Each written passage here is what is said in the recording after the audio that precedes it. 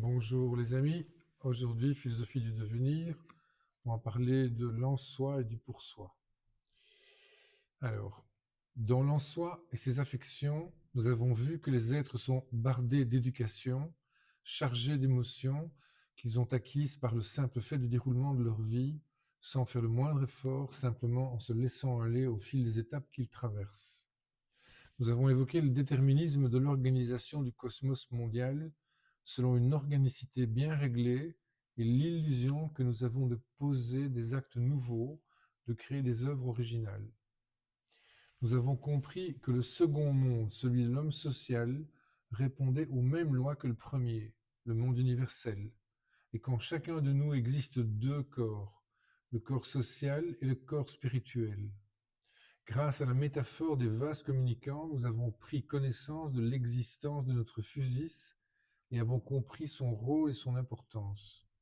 Nous savons maintenant qu'il nous faut vider le vase rempli à ras-bord du corps social pour alimenter le vase quasi vide de l'esprit.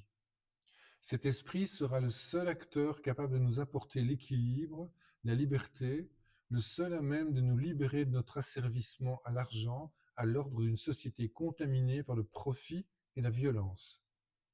Si nous voulons véritablement accéder à la sagesse, à la raison, si nous voulons vivre pleinement en accord avec la nature et avec notre nature, nous devrons évacuer toute chose émanant de ce qui a produit ce que nous sommes, c'est-à-dire un corps social aliéné. Notre en-soi n'est autre pour l'instant que notre nature fausse, celle de l'éducation, des influences, de l'école, du salariat, de la famille, de l'État, de la religion, des dogmes quels qu'ils soient. Voilà, je vous laisse avec ça aujourd'hui. N'oubliez pas qu'il est disponible partout aux éditions du Lys Bleu. On le trouve évidemment sur la Fnac, Amazon et les bonnes librairies. 24 €, 300 pages. À très bientôt. À demain pour la suite.